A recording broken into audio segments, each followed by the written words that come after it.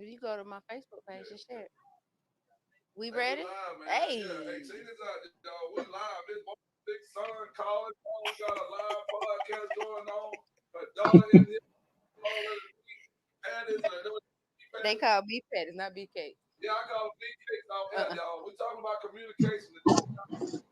I'm upset. I'm fired up. Mr. Harley White, he talking all kind of trash. We hadn't even started live. I wish y'all could just hear Trina Harley, man. Trina Harley always got something to say. I tell you what, I got something for her ass today, though, Miss Uh-oh. Alice. I Uh-oh. went and got say about my bag, Harley. She I see. said, what's in Is the it double grocery bag? line? He said, "Is it dinner?" What Harley just say? I Yeah, said, I is it thought that's double what they line? said. Harley be good until he get with his wife. I mean, one thing about him, me and Harley get along so well until he get with his wife. Oh, dang, Well, Trina I Harley. asked, is the bag double line? Uh-uh. What you call that, matte lipstick?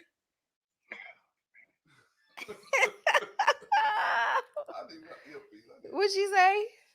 let's see, man. I think I said it. That's She all got a right. Marlo look going on today. Yeah, that's what it is. Huh? So check this out, y'all. Thank you again for tuning in to the third episode of the relationship series that we have been working on with We Be Them Harleys, Mr. and Mrs. Marcus and Katrina Harley. This is the conclusion to the series. Oh, we're gonna. Oh, we. Did he say Oh, you got 3 episodes or 4 episodes? Talk to me. I said three. I thought we said four. I thought we said intimacy last. Now that's what I thought. That's what I thought we said. I thought we had done intimacy. We did. We never did intimacy. no, we No, never got That into was it. fun, y'all. When we were just talking about. that's the most exciting part. Right. That part. Yeah, Right. that part. I could He have Why you forgot, putting y'all. the light in the It's all dark? right. we done And three already. So what was the first one, guys? Everybody remember what was the first one? I think you know what? No, the first one was just our introduction to the series So and that with them, and they were telling us their story.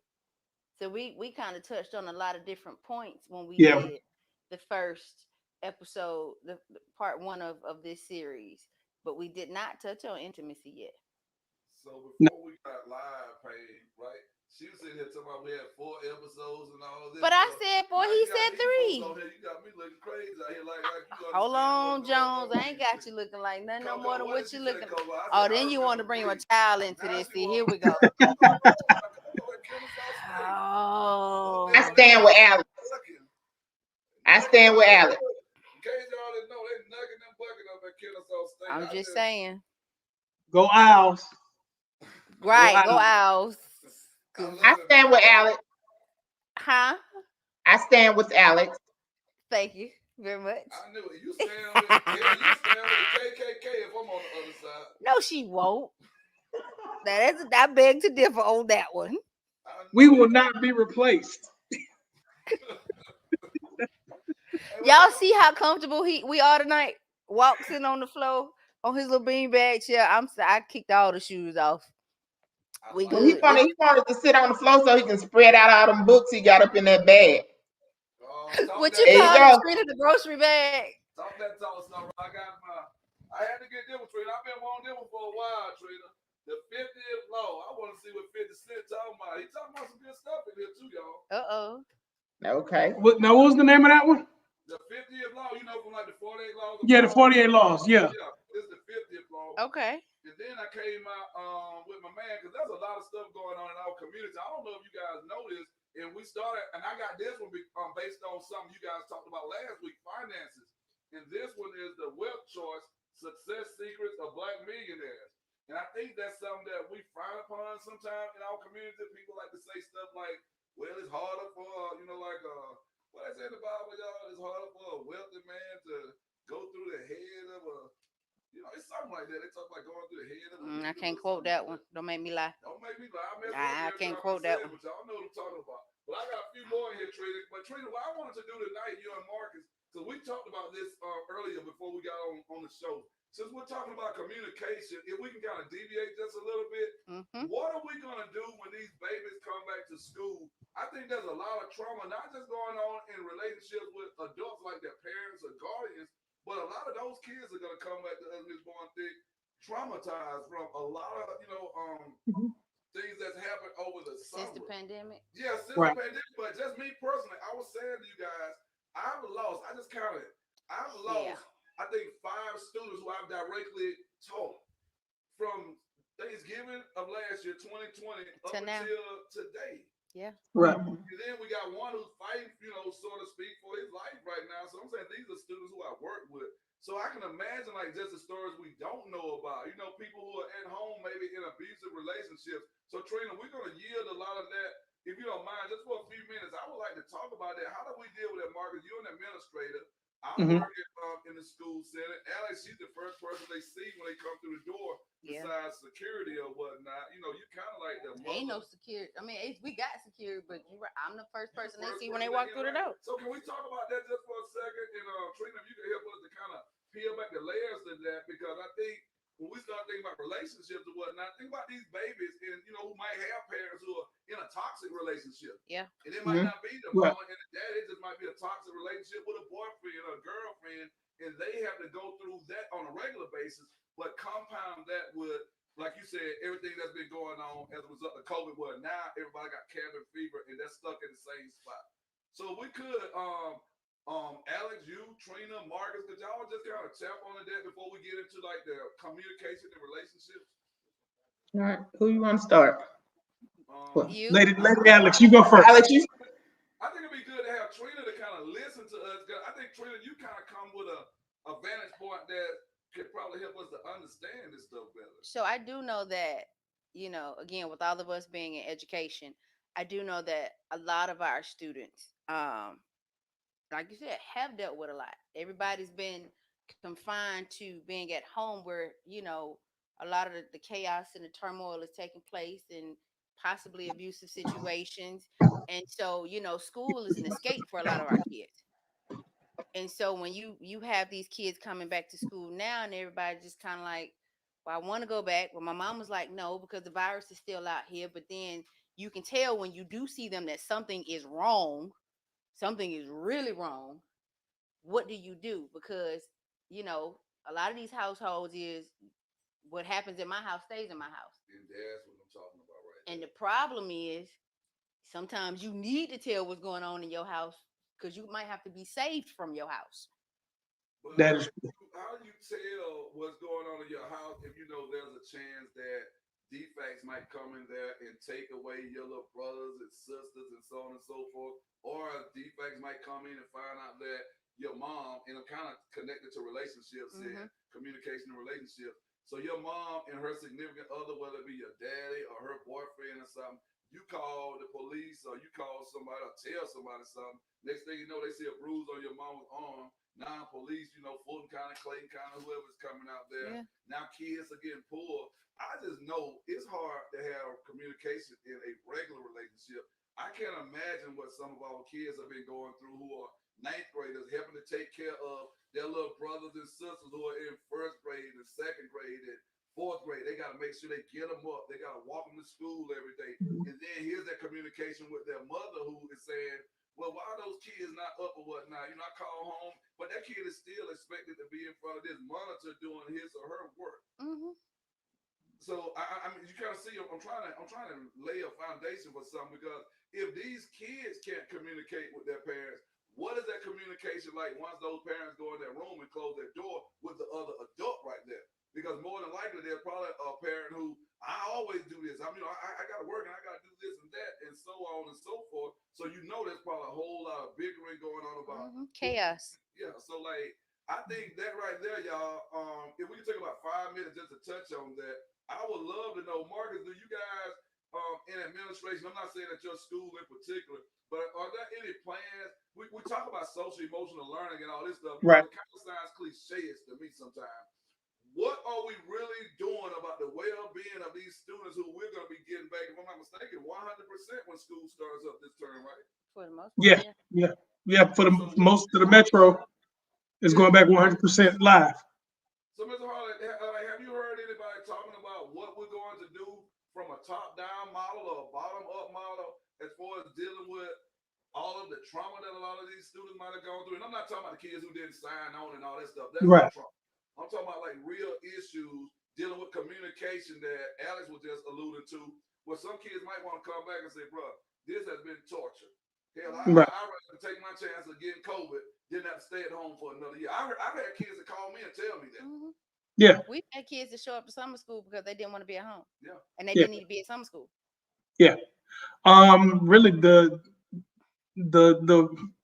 social emotional learning piece that you talked about, that's going to be generic from the top because they really don't have an idea of what that looks like in every schoolhouse. So the needs are going to be different. So it's really up to the leadership of that individual school to really drill down into what that social and emotional learning looks like.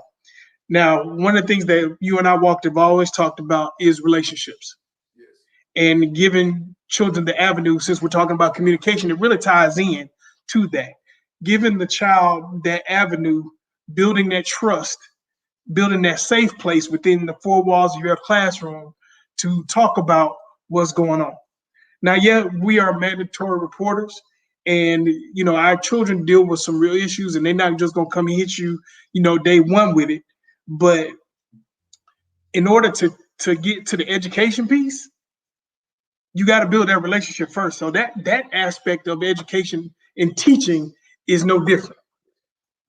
That's no different. That's always, if you are a teacher who really cares about the children, you're going to build those relationships first. When you talk about adages, kids may not remember what you taught them, but they will always remember how you made them feel. And one of the things that Walk you taught me when we were at Tri-Cities was that honestly, kids don't give a shit what your content area is if you don't care. So you could be a content master. You can have the best laid lesson plan, but if the kids are not connected, they don't see any relevance. They don't see themselves. They're not excited. They're not engaged. They ain't learning no way. So it would be in the best interest of every schoolhouse across the country to press pause on a standard and really get to know these kids and be like, hey, look, I know y'all been home. Let's talk about that. What has that look like? If you can't talk about it, draw it. If you can't draw it, write a poem. If you can't write a poem, rap it, sing it.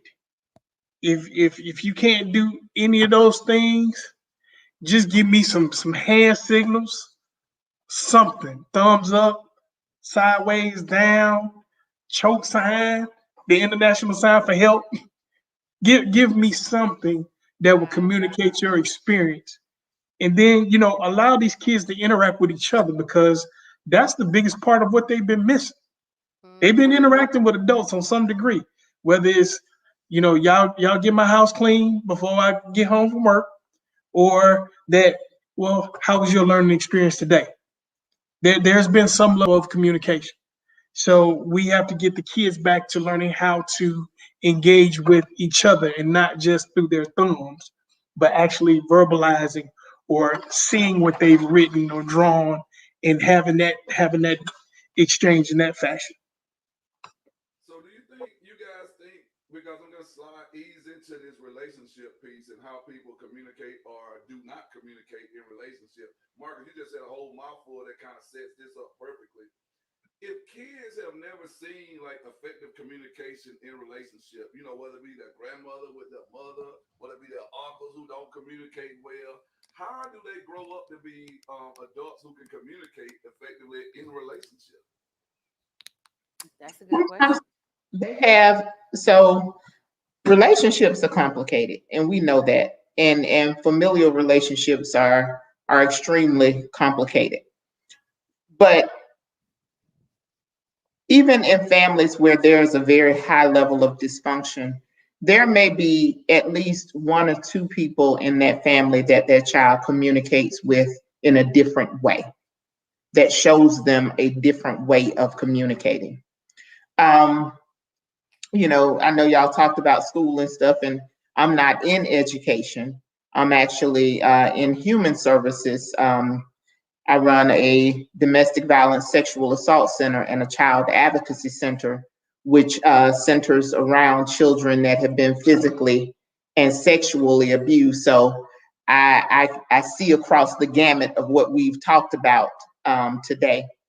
But one of the things I think that we have to realize is that not only are children being impacted by the interpersonal violence that they may see and hear, but they are also being impacted by the violence that they experience. And here's the thing: when you layer that with high rates of unemployment or underemployment, and as these COVID restrictions and things lifted, and then the eviction moratoriums lifted, and the government subsidies and help ceased, these things bring about stress in a lot of families. And that stress looks a lot of different ways. And we talk about just the kids, but the other side of that coin actually affects y'all, because some of y'all coworkers are going through the same stuff. And so they may be bringing their stuff into the building, and then you marry that with the child who has experienced these things. And so if you don't have that relational component, then it's messy. One of the things that I do want to clear up, though, I know that there's a misconception about the role of DFACS. Like, DFACS' role is not to take children, and a lot of times, that's the way people see it, because when, they think that, there's always an adverse relationship with them. They want to make sure that kids are safe. They're assessing safety. And so if that environment is not safe, then, they have to do their job. I know a lot of great men and women that we work with every day, and they do everything that they can to keep that family intact and to provide supports. And that's another thing is resources and supports are going to be necessary for these families, because you have to strengthen that family construct. And a lot of kids y'all talked about, whatever happens in the house stays in the house. Like, culturally, that is like a death knell for our kids. And we really gotta, that's one of those things we gotta normalize not saying. But that particular topic, y'all know I'm going about this all show. Can't hear you now. Can you hear us? We can't hear you, King.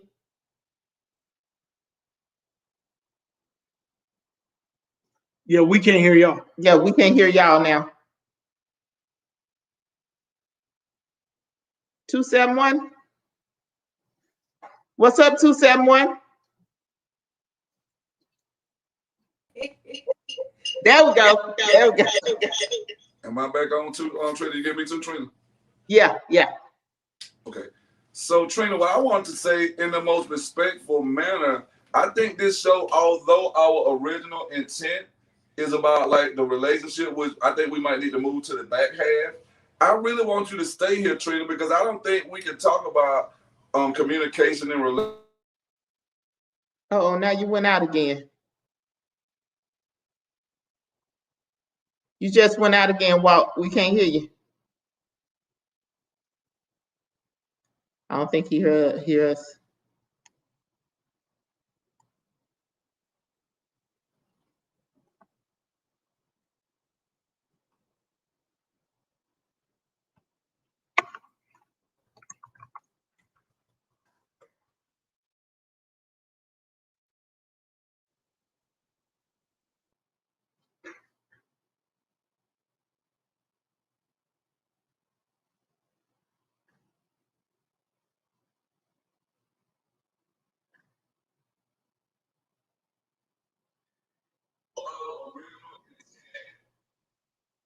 Coming like the big bad wolf. So if you don't change that communication at home, like she's saying, how do we expect for children not to come and communicate those kind of things to us if that's all they've heard at home, like, do not go up to that school telling them folks what happened to you and so on and so forth. How do we expect them to change overnight just because COVID happened? I feel like a lot of that is the, make sure I'm saying this right, ignorance of the parent. Yeah.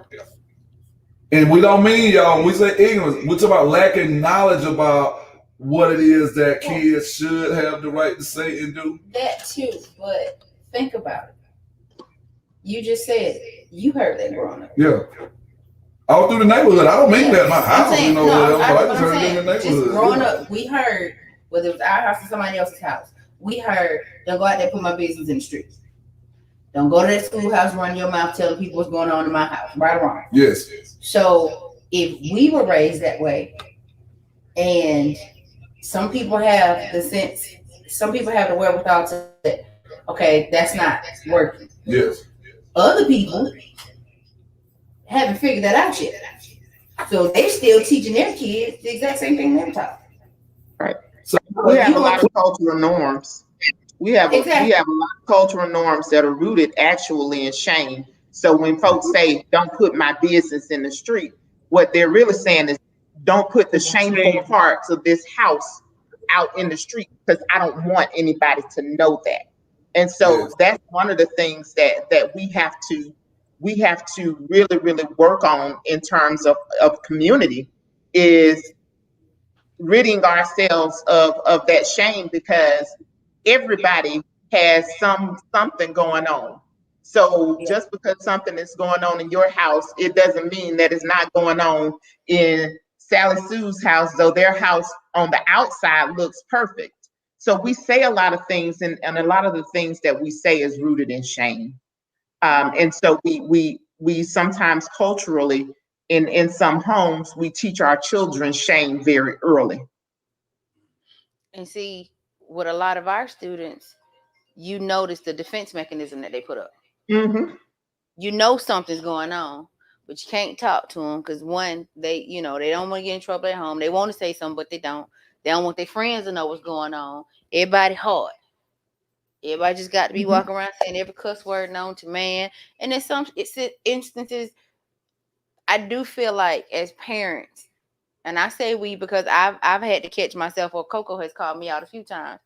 We make our kids, we give our kids adult responsibilities. Yeah, that's all. And we're not thinking about what this is doing to them in the long run. Okay, yeah, you babysit your brother and your sister here or there. I got to go to work. But when you keeping these kids every night like they're your children and you're a child yourself, that does something to a kid. So that's parentification. So now when I come to school, I'm communicating with Ms. Robinson, Mr. Harley, Mr. Walker. I'm communicating with Mrs. Harley. When I go to, like the place where she works in and whatnot, like, hey, I'm grown. No, you're 15 years old. Right. I have grown folks' responsibilities, man. I'm the one. I'm doing the same thing you doing in your house. The only thing I'm not doing is bringing in a steady paycheck as a kid. This is like this. I did not plan on this going here, but that is really, really serious conversation that we gotta have talks about going into this new year. Because I remember a girl being on my thing, Mr. Harley. And this girl was responsible for making sure that all of her little siblings got on and whatnot. I'm sitting there thinking, hell, I know grown folks who can't get those children on. Right, can't get them to do. Yeah. Yeah, and she's doing it while trying to do my class. And just so happened we had the kind of communication that, she could hit me up and say, Ms. Walt, can you check your private message or whatnot? And, I was able to work it out. But I'm sitting there thinking, what if you don't have the ability to communicate with your educators who are charged with giving you a quality education, or you don't have people who empathize enough where they can say, okay, check this out. What we'll do on my lunch break or whatnot, can you just circle back and I'll make sure we go back over whatever it is you missed, because I do understand what you're going through, or I do understand, hey, I need to reach out to your mama myself, because I don't know if she understands why you trying to get all the babies on there, you missing quality time or seat time in my class. I don't think some of the parents even realize that. And those kids are starting to get a little angry. They're angry at us. They're angry at their parents. They're angry at themselves. They're failing classes. I think we got to have a conversation, because if grown folks can't communicate in a relationship, how do we expect for children who have grown folks' responsibilities to be able to come up to the school and communicate with us? So let me throw a curveball. But you know what? That's that recycle shame in that we're doing.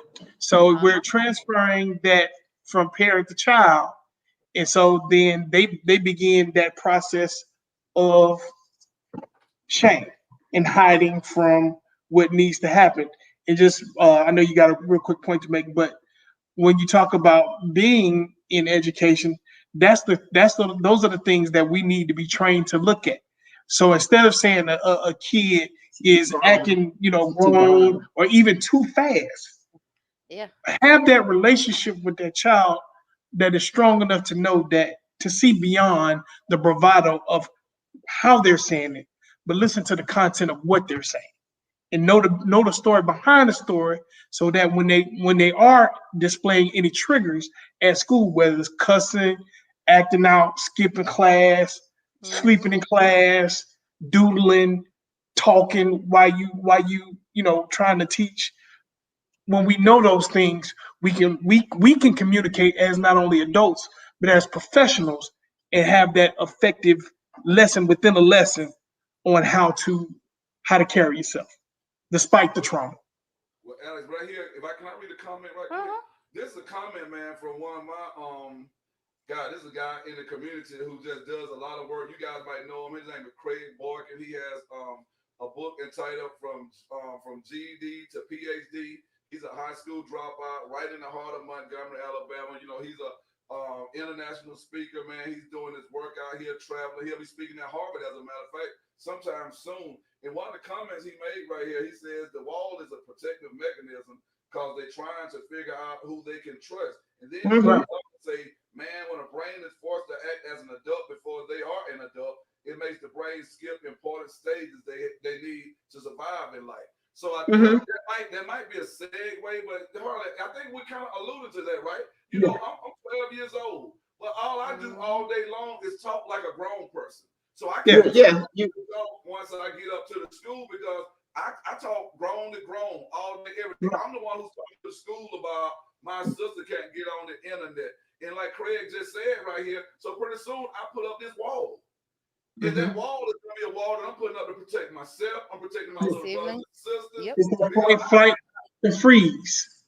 Yeah. So the thing is, though, with that is that when that starts to happen, and when you have adults that then put labels on these children instead of being able to see them as children, that's when they are adultified children. That's the terminology used for it. And some of them are parentified.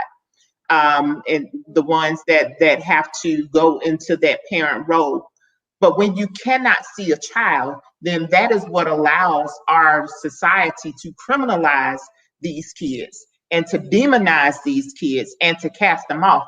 And I actually did not even plan this Brother Walk. So I honestly did not. I was actually cleaning off the table behind us and with my books and stuff. But this is an excellent. You got to give me this one. This is an excellent push out. You got this one? No, I think you showed it to us when we went. Yes. So it talks about the criminalization of Black girls in schools, and it talks about those girls who are deemed fast, who are adultified, who are parentified, and how then our society turns around and doesn't see these children as children, and and just the things that can happen when that does not happen. So yeah. Push out. This is a great. Trina, I gotta get that. I don't know if you need to order that one for me, just like I got one I need to order for you. But I think books like that should be mandatory reading. They should be. Yes, they should be. Coming off of this thing, Alex, that's what I was talking about, you guys. And I said, coming off of this pandemic, we can't just come back, man, talking about, hey, look, everybody needs to come in with the binders and standard one is up on the board and Georgia standards. No, we gotta come back saying, hey, man, are any of you guys familiar with what they're talking about in this book, Pushed Out? And one of the ones I got, Trina, and I'm just doing this only because of what we're talking about right now. I think this thing is so important. And this book has nothing to do with parenting, but it's one I picked up today called the 5-second rule. And I'll go into that later on, but I think when we start thinking about just even snapping, how kids, y'all know, man, hey, that adult I think, Trina, what's the word? Adultification? Adultification. And the I children think are adultified and parentified. Yes, think about this. If we can just get kids to say, man, hey, I'm going to do a countdown from 5, 4, 3, 2, 1 every time I get ready to snap, just so I can get back into being a child. When I walk through those doors every day, I got kids who come in. I wish I could just say some of the stuff on record that people, come and talk to me about. And Marcus, I had to straddle that fence all the time. Because sometimes I had to even say, Trina, to the kids, I had to say, Ms. Bowen Thick, hey, man, I'm a mandated reporter, man. I have to too. This right here, go ahead and go across the hallway and talk to the council, because if you go one step farther with that conversation I have to go and say something to somebody. I understand that you have an adult mind right here. This even sometimes when the girls come in dressed in a certain kind of way, or the boys come in and they got a little more air in their chest that than we're used to them having in the chest. Like, homie, check this out, man. Let's go ahead and go out to the hallway, because I can already feel the pressure. How many times, Harley, have you taken a young man to the hallway and he putting on in the room? And as soon as you close that door in the hallway, what happens? He's a kid. He breaks deflates. down crying. He becomes a 14-year-old boy because you're the only one who gives him the ability to communicate without you jumping on. So, Alex, I was thinking today, and I hope Craig is still on right here. Anybody who's out there, I need y'all to share this. This is deep. I hope y'all don't mind me taking this quick right turn, but this kind of hit me as we were getting ready to go on air. And I'm thinking, like, we're talking about communication in relationships, but there's a relationship that's getting ready to be like a domino effect that's going to take place in schools all over this nation right here, all over this world, as a matter of fact. And I was thinking about something, the B attitudes from the Bible. And I was thinking, though, I said, I want to have my B attitudes connecting with black boys. And Harley, tell me what you think about this coming from a man talking about connecting with black boys. You have a black boy who was just on the phone before the show started. You guys have a black boy who just graduated. And you have, of course, your young adult black men or whatnot. But here are the B attitudes for everybody who's listening. Before I say these B attitudes, I need all of you guys, if y'all can, to share this with at least 5 people. Go out there and share this with 5 parents who are going to be sending their black boys and black girls back to school. 5 doggone guardians, 5 educators. And here's the thing, too, with communication, you guys. We will have all of this value that's being added on this podcast with them Harleys, man. Y'all add value. Y'all are value added. And really people would go back to school and they would come to Mr. Harley and say, y'all doing the most up here at this school. No, man, he was giving you the real Mr. Harley on this podcast for free. Because there's some things that Mr. Harley and I are not going to be able to say when we go back inside that building that, we can say on this podcast. Yep. And there's some things that I can say in the confines of my academic incubator that Mr. Harley cannot say from his castle, in the administrative wing of the school. It will make sense right here, y'all. So when I talk about the B attitudes of connecting with black boys, if you come on late, man, we'll restate these later on. The first one of the B attitudes on this boy thick is be real. We come back, let's quit playing school. Let's be real and start educating kids. Whether we're talking about educating them on the book that Miss Trina just showed us. Whether we're talking about educating them on how to communicate effectively without feeling like they got to be grown in our space. So let's be real. Second one of the big attitudes, you guys, everybody who's listening, and please share. So we want to be real, but we also want to be relevant. I heard Coco say before the show started, Coco said, I want to read, but I want to read some stuff that's relevant to me. See, I think we teach everybody to read so much content stuff that kids think that school is just a place where they force you to read stuff you don't like. But the content can be relative. And it should be. It should be relevant. Harley, but when you're talking about teachers and all they do is pump content in and you don't allow the student to communicate whether or not it's relevant or not, you said it earlier. Hey, I might have to just say, so I ain't even got to say it out loud. Hey, you killing today, or you cooking with grease today. But what happens when I do like this? Have the educators or teachers been trained to deal with a student saying, this is not relevant to the way we learn. Yep. So but you know what? If you work your salt, and this is one of the things that I did in the classroom. Sometimes when I'm getting them deer in headlight stares, I press pause. I'll be like, hey, what's the problem? Why? What's going on? Yeah, talk to me. Yeah, I put on my Southern Baptist. Talk to me. What's going on? Why are we not engaged today? And I teach science, so I taught science. So I can only imagine, when you're in a math class or you're in a social studies class or you're in an English class, that the level of engagement that has to happen. Same with I have a training background, adults. So, and it's funny because I never thought that our worlds would marry in that way. But adults are the same way. So it's like if it has to be relevant to you as an adult, then what in the world do you think it needs to be for children?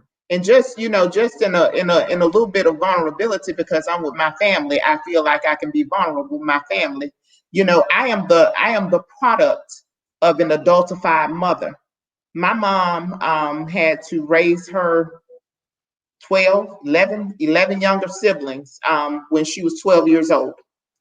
My grandmother was institutionalized after the death of my mother's youngest baby brother. And so at 12, as the oldest, my mom had to become a mother to her siblings. And, now we can have this conversation. But I always wondered why, like I always had everything that I wanted as far as things, but I never had her presence. So like I was student body president in high school. I was beta club. I was top 5% of my class. I was a good girl, but my mother, my dad was working all the time and my mother was just never present. And now that I'm older, I'm vintage. That's what we call it. Yeah, we've been. Now that I'm vintage, I understand that she did not have anything left in her because her mothering, she didn't have the nurturing that a child should have from a mother. And so therefore she never learned what it was to nurture. And she didn't have anything left in her to do that for me. And so do you feel like since we're talking about communication, she had done her communication so much to her siblings that by the time you guys got there, it was kind of like a grandma wanting to I see my children on the weekend, but I don't have time to do this day to day like a mother should communicate with. Wow. I mean, she just, she was tired. And she said, she didn't even, it was not even her expectation to have children, and she tried to, it's when you're younger. So when I was younger, right, and you first hear that's hurtful. It's very painful. But now, being a mother, I understand it better. And so what I had to do was I had to do things differently. So when it comes to the type of mother that I am, I'm in there. I am in there, but I made a conscious decision to do that because it wasn't what I had. But one of the things that we have to do, like when we talk about those cultural norms, is we got to call that shit out. I love it. And then we gotta call it out. We have to own it. Like I can speak with this because you can't shame somebody that's unashamed. I'm not unashamed about how I grew up because how I grew up is who I am today. The good, the bad, the ugly. It is who I am today. Hey, but you ain't got to put a lot of pressure on the camera, though. You can back up a little bit. I try to tell you. Hey, it got real for a minute. Let her have a moment. She all right? I'm up in my story. Hey. Getting all teary I sitting up here like I've been chopping onions. She's putting all that camera. I'm chopping onions and things. Being all wonderful. She's talking about mama. My mama just signed on, and she just said, "Oh hey, yes, Miss you feel Kathy. like the weight of the world has been placed on your shoulders." My mama was one of the ones who had to raise her siblings like that. So I recall a lot of stuff that we learned. It was kind of no nonsense. You know how people say, "Well, he didn't have a father." Miss Captain, my mom said they were bad too. Yeah, My mom said they was bad. Mama said because I mean they stair step, so like they right at her age, so it wasn't Oh, they wow. mind. It wasn't like they did what she told them to do. You know, she was like they were bad as hell. They felt like they were grown too. So Miss Bonte, since you are a parent, I got my mama on here. She said, "Girl, you said a mouthful, and a lot of us are I'm feeling feeling you." you. Trina, you killed that. I ain't gonna lie. You did. Harley, hey boy, we got some stuff to talk about. So y'all see, this had to happen. Trina, will y'all give us one more Wednesday? It doesn't have to be next Wednesday, but can we get it? Well, it can be next Wednesday. This next Wednesday I'll be at a work conference in Savannah. No, that's what I'm saying.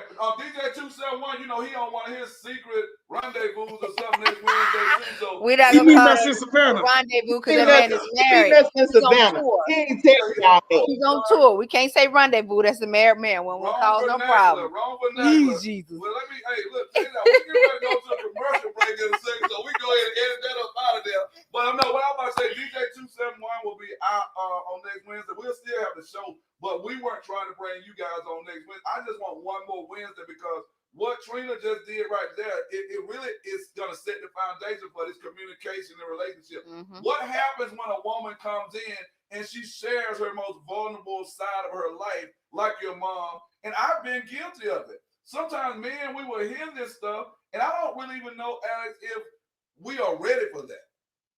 That's the intimacy piece. Intimacy.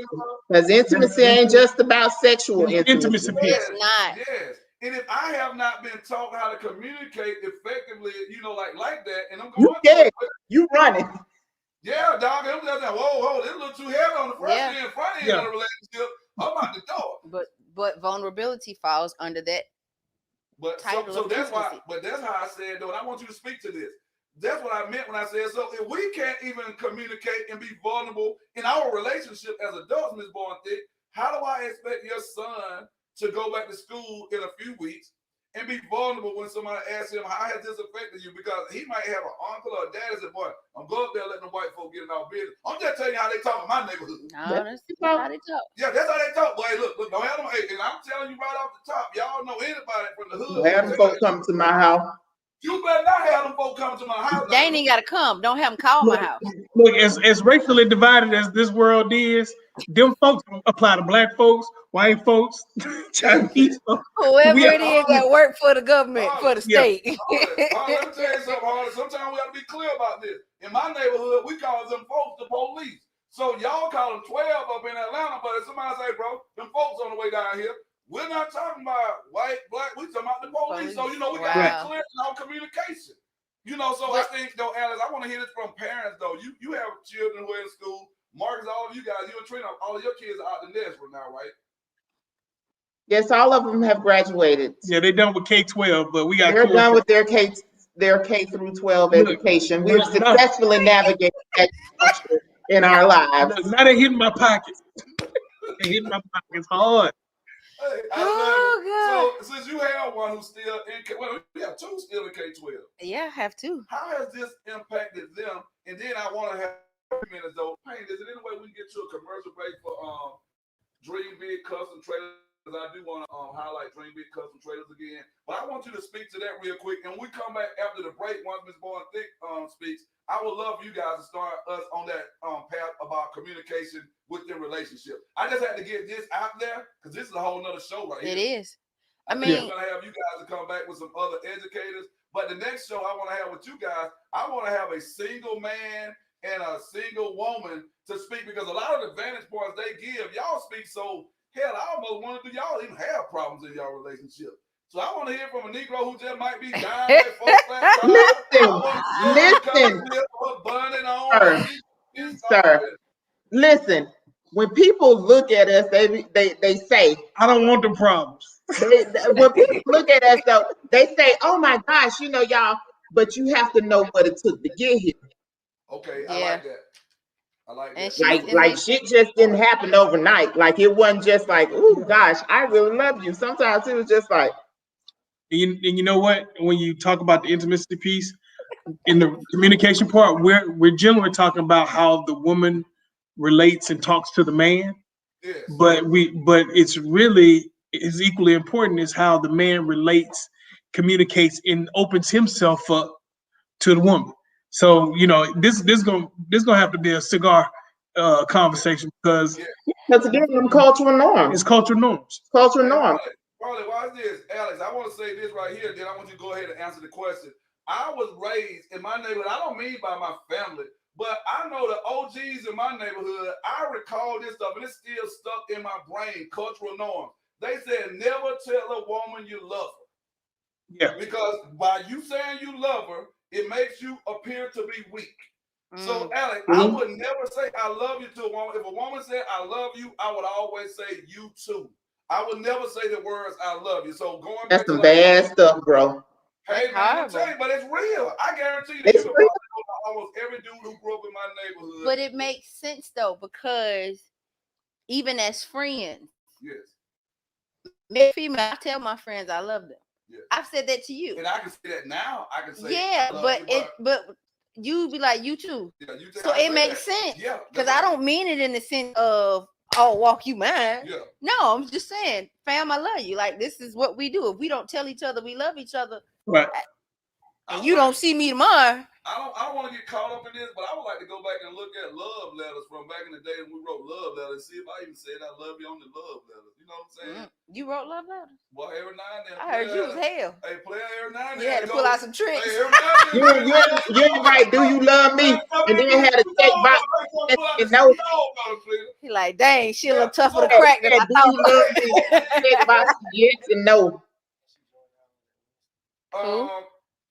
Erica McRae, let's talk. We got somebody who wants to jump on here. Erica, I would love to have you jump on here. We might have to do entrepreneurship because Erica is one of. Hey, man, as a matter of fact, Erica is the young lady who was with us, you guys, when we brought Miss Born Thick on. Erica, yes. Erica, we have maintained the relationship since then.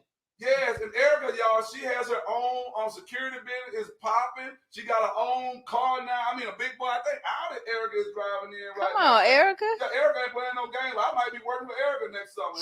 Right. Go. Right.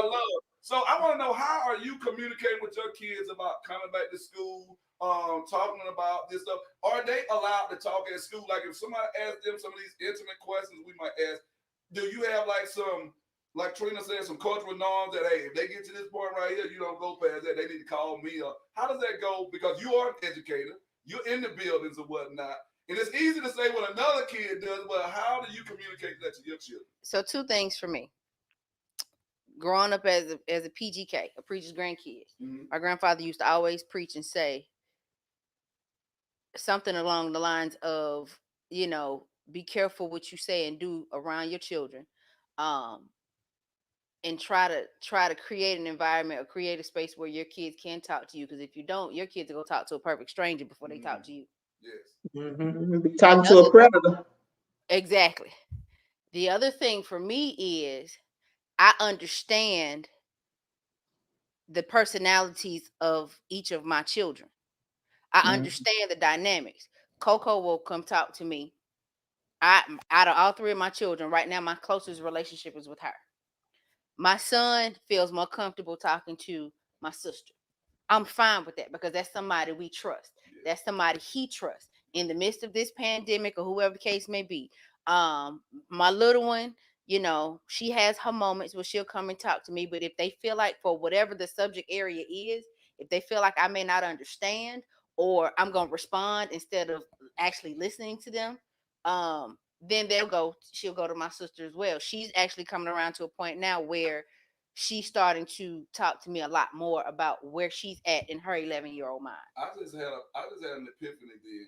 Sometimes as parents, I just heard you say something that kind of made me have to say, I've been guilty of something. I've said it before. Yeah, sometimes like if your child is talking to somebody else about stuff, you're like, hold on, I'm your dad. Why are you talking to me about that? But now just hearing you say that, it's not so much that they're saying, I don't want to talk to you.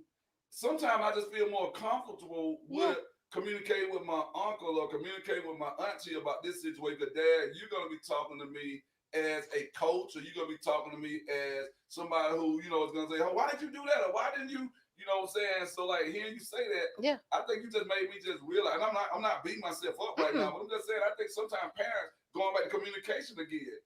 But you have to understand something. Even with me growing up, My mom wasn't in my life. My mom was in the military. By the time she came back into my life, I was 16. I was looking at her like I've already been raised. Yes. So it really ain't too much you can say to me. I'm gonna respect you, Yes. but it's really not too much you can say to me at this point in my life. Yeah. My father, on the other hand, I can talk to and confide in my dad about any and everything. That's dope. And she never understood why I fought or I go so hard for my father. And there's no ding on her. It's just I knew him growing But up. do you think she sometimes perceived that as a ding on her? I'm just asking. She because we're does. talking about I communication. feel like she does, but I mean, you can't control a person's feelings. Yeah. And I had to learn to accept that. Just like she can't control how I felt all those years growing up, not knowing who I knew who she was. I just didn't have a relationship with her because you weren't there. Yes. My grandmother and my grandfather here raised me, which is her parents. And then my dad played a very important role in my life. So what happens to the young lady, since we're coming back after the break, talking about communication and relationship? What happens to a young lady like you who doesn't have great grandparents, you know, who are raising, you know, her as their own child? And now, like Trina said, you got those brothers in the hood, or, you know, I mean, intellects, because it ain't just like, we're not talking about when we say predators.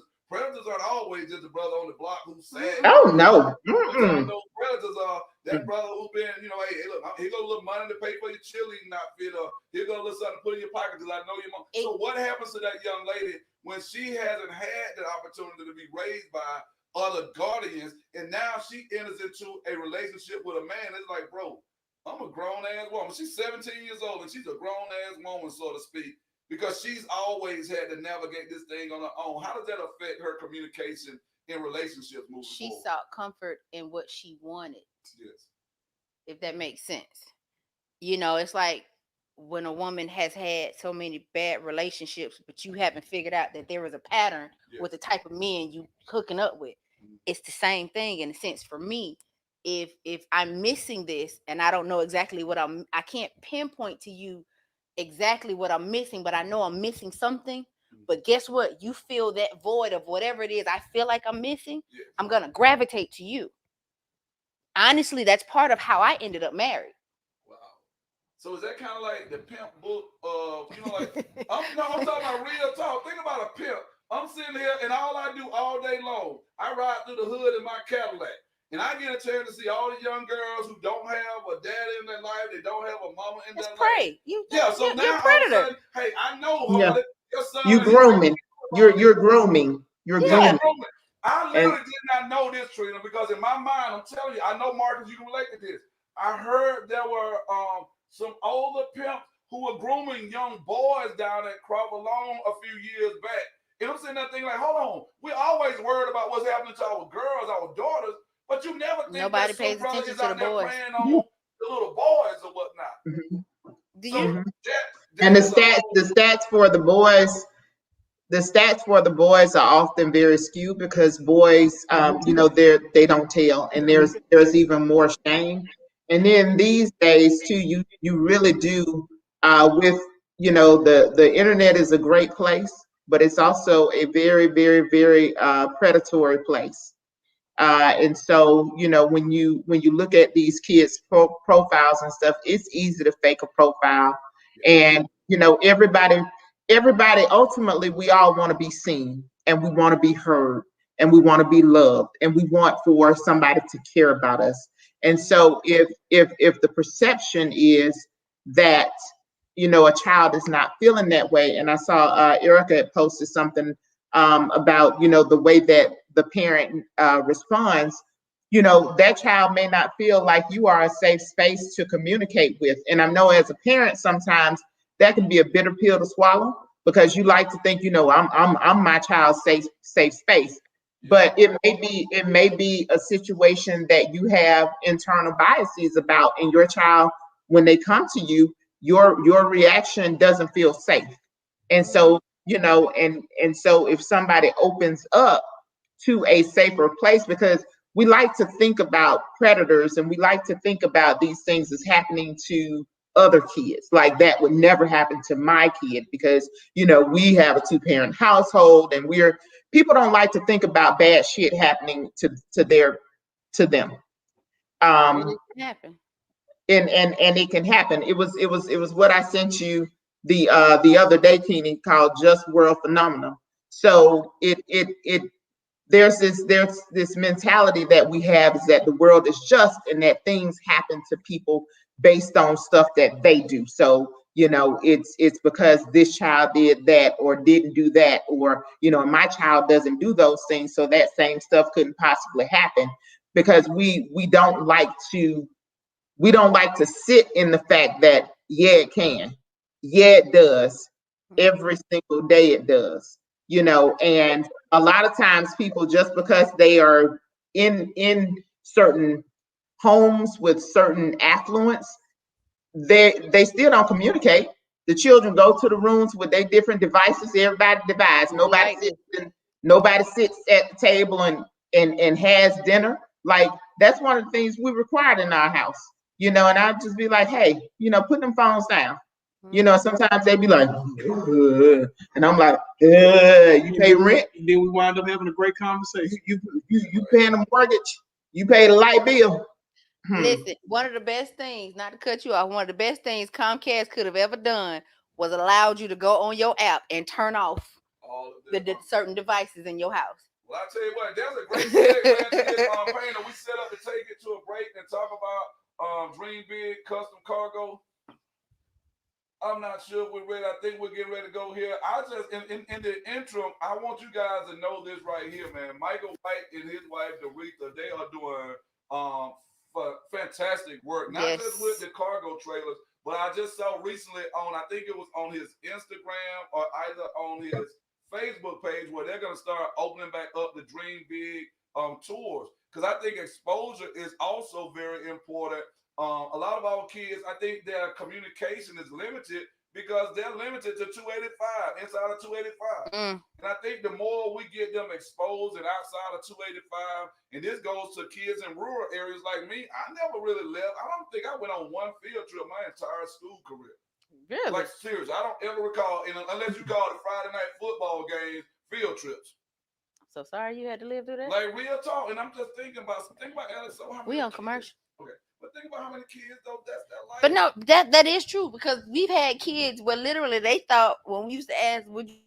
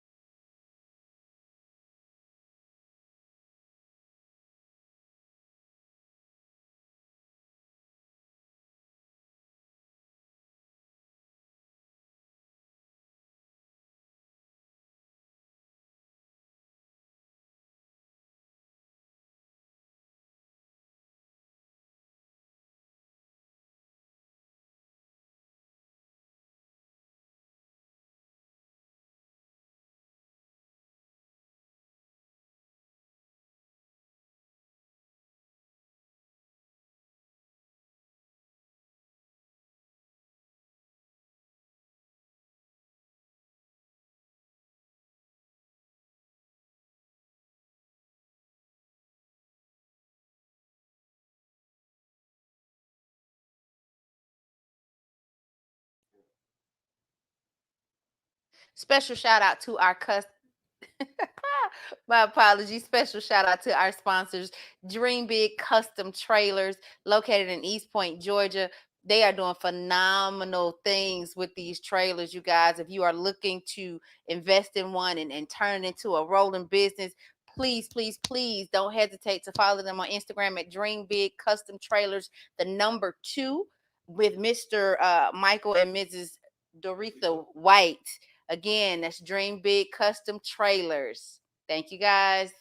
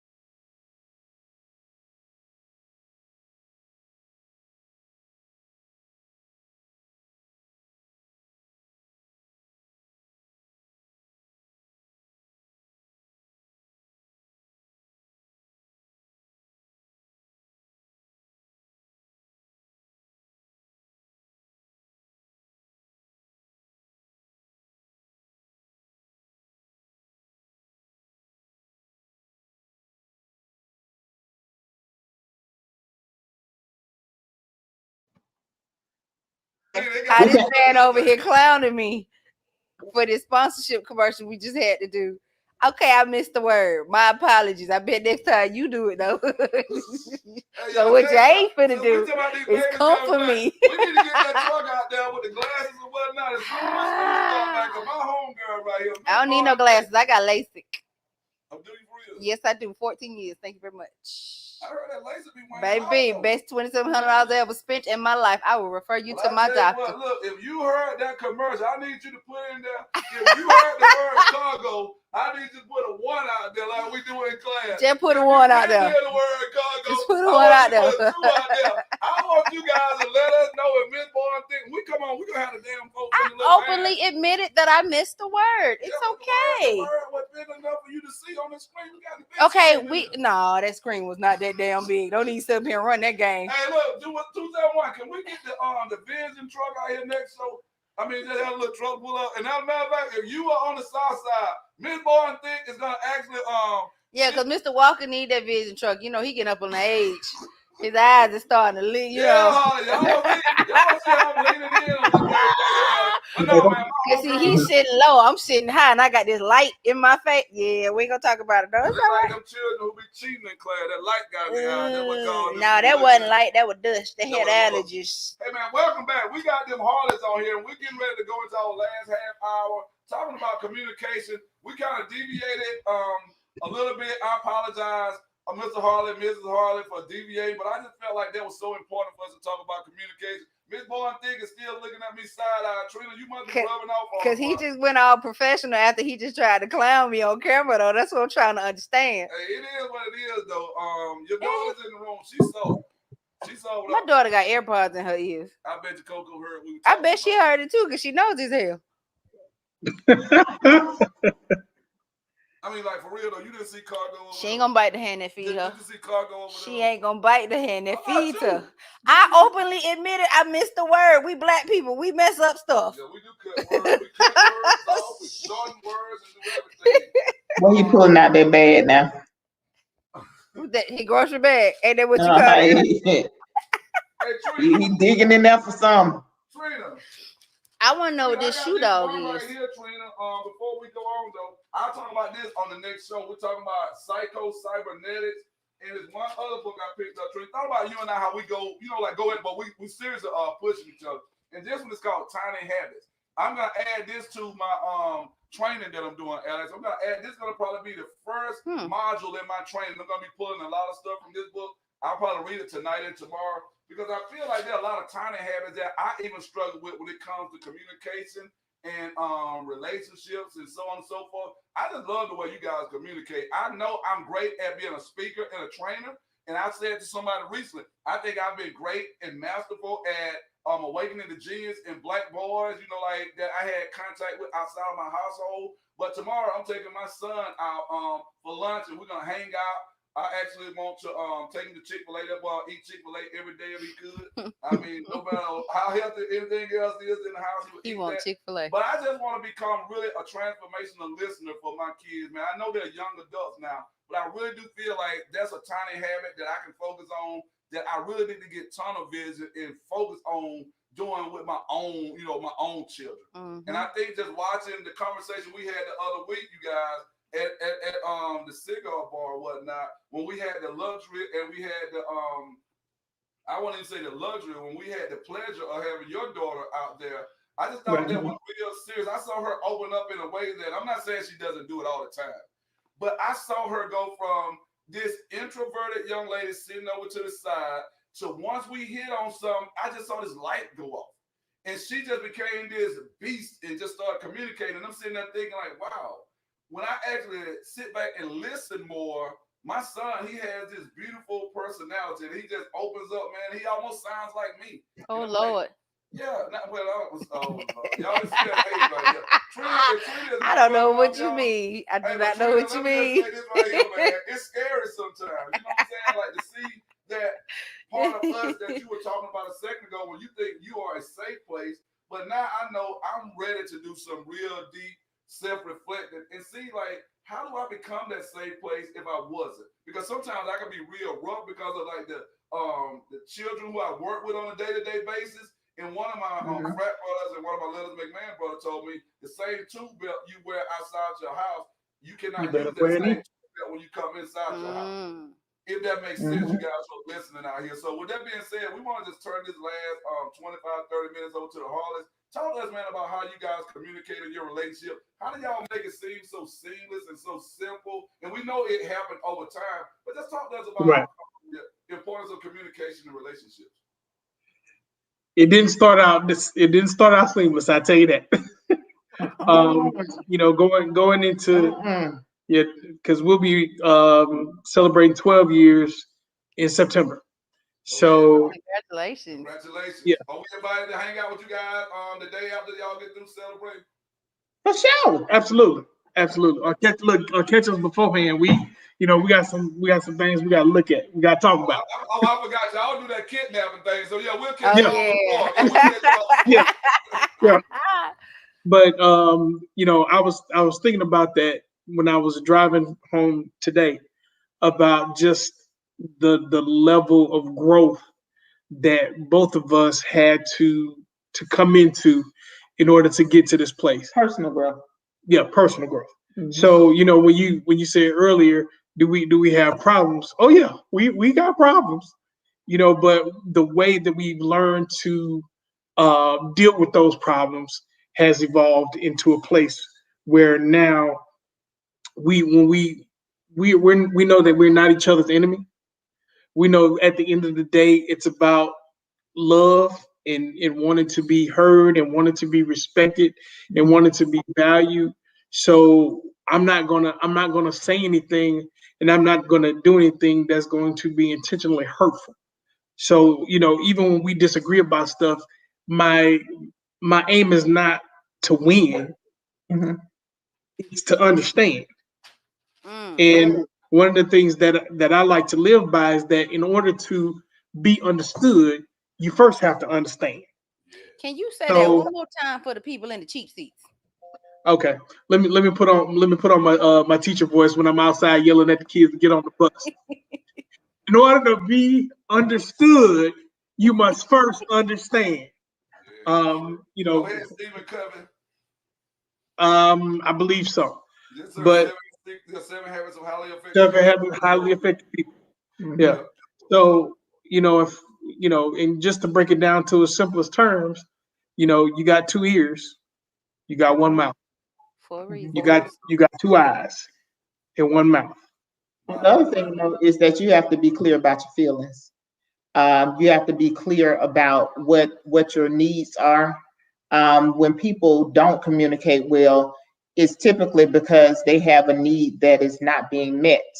But you can't expect the other person to be a mind reader, and so you have to be clear about your needs. But the other side of that is you have to be prepared for whatever answer you receive, because it may not necessarily be what you want to hear. Yep. And so you have to be mature enough to understand that we are two separate people coming into this with two separate upbringings. We had done this marriage go round before, and so the husband that Marcus was in his previous marriages was not the husband that he needed to be for me. So I had to teach him how to be a husband to me. Mm. And I don't mean that in a demeaning way. It just means that I am not who he was formerly married to, and so the things that may have been okay for those marriages, may not have been okay for me. And so I had to, initially when we first got married, like, he was so nice that I just expected like all the niceties, And so when I didn't get them, like, I used to get pissed. This ain't tea, but I used to get pissed, and but I wouldn't communicate it. I didn't say anything. So, like, for instance, like, I love fresh flowers. I love fresh flowers. And like, he'll buy me fresh flowers sometimes, but that ain't really his thing like that. He'll do it sometimes and surprise me. But that ain't his thing. So I buy my own damn flowers. I bought me some flowers today. Like I'm a plant house. I got plants all around up in here. So and that's okay because I can't make him into something that is organically not him. Like he ain't no, fix him up.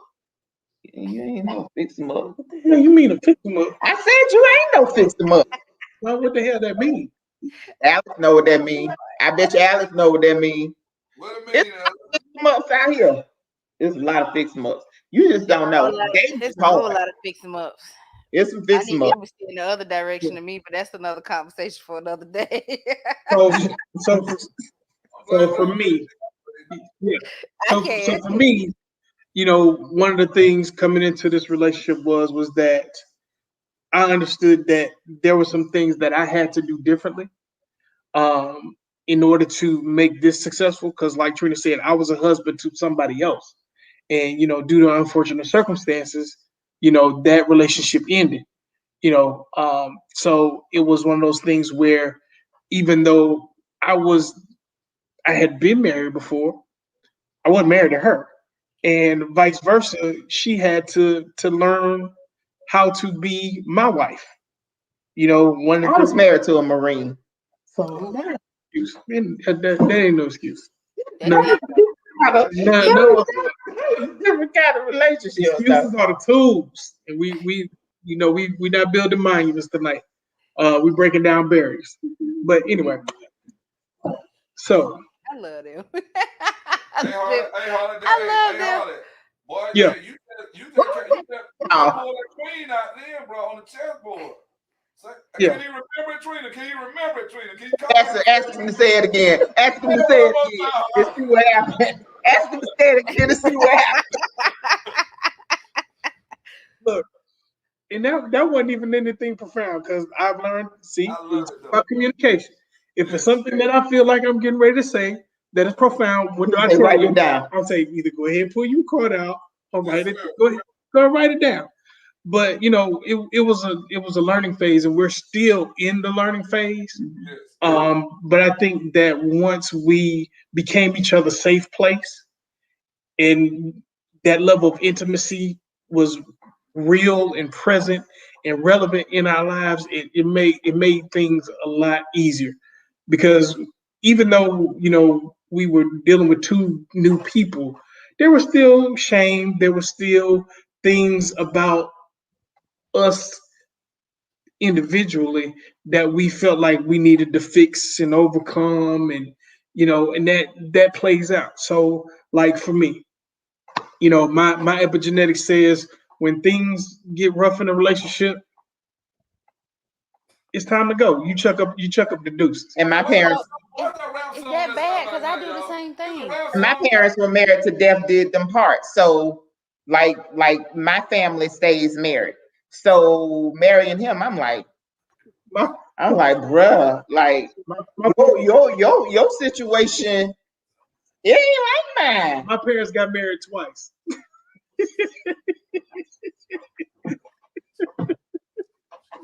They got married to each other twice. Married and divorced twice. And divorced twice. Moose get track star, Harley. Wait a minute. Yeah, track star. Oh yeah. She's a runner. She's a track star. Yeah. Look, I can identify. Hey, we know I had to minimize that screen. I said, Oh, God. So Trina, here's a crazy thing. Harley, you got that Moose kid, track star. Trina is sitting there with that hunker down kind of mentality because all she's seen with people who stayed the course. And that right there is a big part of communication. And I think that we cannot talk about that without segueing into intimacy. Because if I can't communicate with you, I damn sure don't want you touching me. But here's the thing, though. Just because you've seen somebody stay the course don't mean that that's going to rub off on you. You're right. And it also don't mean that just because they stayed the course that they should have. Right. Ooh. So that means So- maybe Harley being a track star might be a good thing in some cases. Because Sometimes it is. Look, what the old song say, you got to know when to hold them, know when to fold them, when to walk away, and know when to run. Hey, Harley, but then you got the other old song say, it's cheaper to keep her. You know what? Yeah, so If you start singing these last $2, Hey. I'm not just Hey, We on break. 271 done put us on break. I just love how DJ 271, he's a Marine too, Trina. He And this is. Negro right now, damn, I don't feel like we got a drill sergeant or something that's pushing us to get that last quarter mile in. I'm just going thick. Okay. so was that little flash? Was that like to turn the lights on in the club? Yeah. Holly, you remember that? Uh-huh. Yeah, boy. That girl in the club, you didn't get that All dance. That was last call right there. Yeah, you better get on Look, that. so real quick on intimacy. Yeah. Real quick on intimacy. I think that a lot of people are not honest about intimacy. They're not honest about what they want and desire. Again, that shame word comes up because I know that, you know, for a lot of women, again, cultural norm, you know, good girls don't do certain things, don't say certain things, but it doesn't mean that good girls don't want certain things. And hey, make it plain. Hey, now I gotta say it, Alex. Make it plain really? back there in the back right there. But you know what? Yeah, because it brought up something in the back of my mind that we used to say. Shout out to my boy James Durden. In college, we used to say we looking for good girls with whole life proclivities. Oh. Okay. I know he ain't gonna remember Wait, that. y'all don't see Trina's face. Did you catch Trina's face? Lord have mercy. What? I tell you what. Some of them stay and cheat in the next room. Eric says CC Hill. Some of them stay and cheat in the next room. Yeah, that's true. Don't you know Eric, what you know about CC Hill? Hey, we gotta bring Eric on. He's the old soul. Eric is the old soul. You in hell if you want to come on with another man who's just talking from the other side. Erica, that's what I love about you. Erica has this beautiful spirit, but she also has the wisdom of people our age. Erica has an old soul. She has an old soul. And when she talked to me sometimes, like I had to call her one day, she called me uncle and I called her auntie. And she said, no, don't call me no auntie. I tell the same way you That's word to walk. Oh, yeah, you call me father. I saw the boy down on Old National. I know we got to get back to this intimacy. This was kind of intimate for me, Harley. He said, hey, can I get a little turn? I said, Negro, I'm about to buzz you all in your You called me up one more time. See, I had no problem giving you a little something, Alex. That word made Walk feel some type of way. I think the important part though is that you have to be able to communicate. Like you have to be able to communicate your needs. And you know, I think that a lot of issues come when people aren't communicating those needs because they feel some kind of shame and stuff. Like, this is my husband, you know, so like what happened in that room with the little, we got a little sign out say, you know, keep out. You know, for the kids, we got a little sign that we hang on the door say keep out, don't come up. No trespassing sign, is it? Yeah, no trespass. Yeah.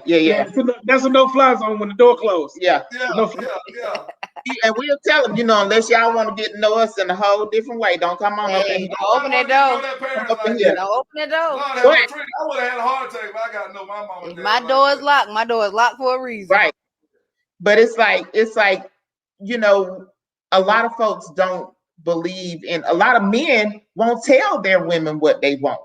And a lot of women, you dead right, Trina. I know this, and I'm saying this from some of the straight up most player dudes I know. They can go out in the streets and they can ask other women, Miss Born-Thick, to do anything. But here's why it seems this way though.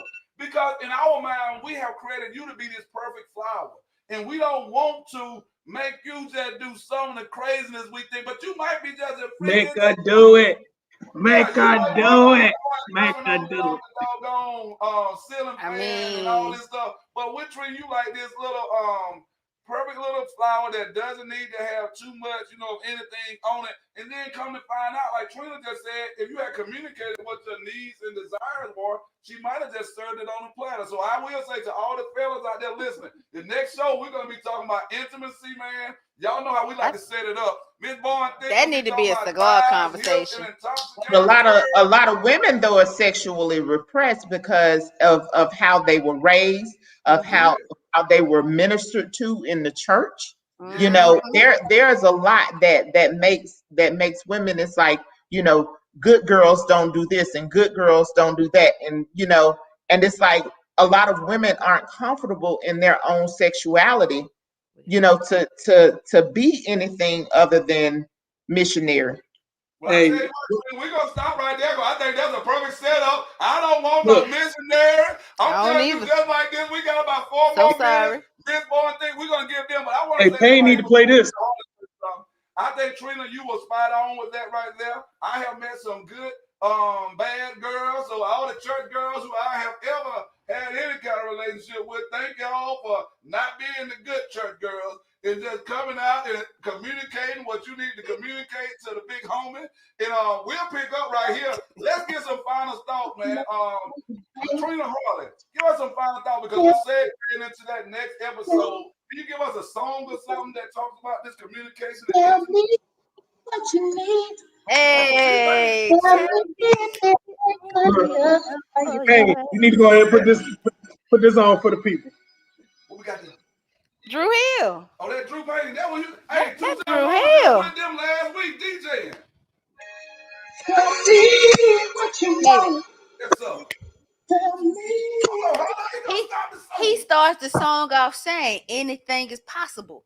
Yeah. Anything is possible. That's what Better he sing said. that, girl. That's what he said. If you watching this show right here, I need you to go in that doggone bedroom tonight. Wait a minute. Put up that little sign. Wait a minute. What's the next few words? He said, I won't. That's why I just let it flow. Do your Yeah. thing, baby. Take control. Lord, As a man, he telling you, Lord, you got it. Hold on, I gotta put some Comeback song. I'm just saying. That did something to me right there. 271. We getting ready to Wait a stop minute. this show. Y'all right don't here. see his foot shaking Lord, over here like this. Hold on, I'm about to shake out my food for the thing. We got Give us some final words. Give us some final thoughts, Trina. Oh, God. Wait a minute. Final Final word. thoughts, Trina. Listen, Final thoughts. I think that this next show, like I think that we're gonna have to.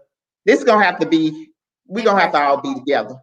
Yeah, Mhm. we're gonna have to be together because I know we're gonna laugh and have a good time. But I really do think that I mean it's an adult show, and I think that we gotta go there. I think that we really gotta go there because you know you just gotta go there. It's needed. It's needed. It's Like needed. like don't sit out here and be going in the street for what I can do because you don't know what I can do if you ain't never asked me what I can do. Now I'm gonna tell you something. I can drop it like it's hot, but I might not be able to pick it back up because I'm As busy. long as you come down there with me, we good. Hey, one thing about it now, you can drop it like a hot one. You You gotta can go rap. up there like jujitsu. You can do that jujitsu, Harley. As long as you get on that ground, you stay on that ground. You can fight on Grapple and I tackle. cannot. Grapple and tackle. Grapple and Hey, tackle. Harley, give us some final thoughts right quick, Harley. One thing about communication is that you have to be open to, like, you have to be open to the possibilities, Yeah. you know, and you have to match your actions with your desired outcomes. So if it's something that you want, you got to be that. You have to embody it. You have to model it. You have to show it in order to receive it. And if you're talking about dealing with somebody else, you gotta be whole. You got to be a whole person. You know, you can't come into any type of relationship, whether it's professional, personal. You got to be a whole person because when you coming in with a mask on or earmuffs on or blinders on, you're never really going to be able to maximize the potential of what that relationship could be if you are masked up and you're not open and vulnerable. I love it. Hey, man, Miss Born Thick, thighs, hips, and intoxicating curves. We're getting ready to get intimate on the next show, baby. I'm ready. I need you to doggone light this thing up. For all y'all I'm brothers ready. who be I in my am ready. DMs I talking am about, ready. what's y'all name? What's y'all name is right there? I tell you right now, baby. Are we Tell them what your name is. Hey. Tell them what your name is. Come and see it go. Let me see it.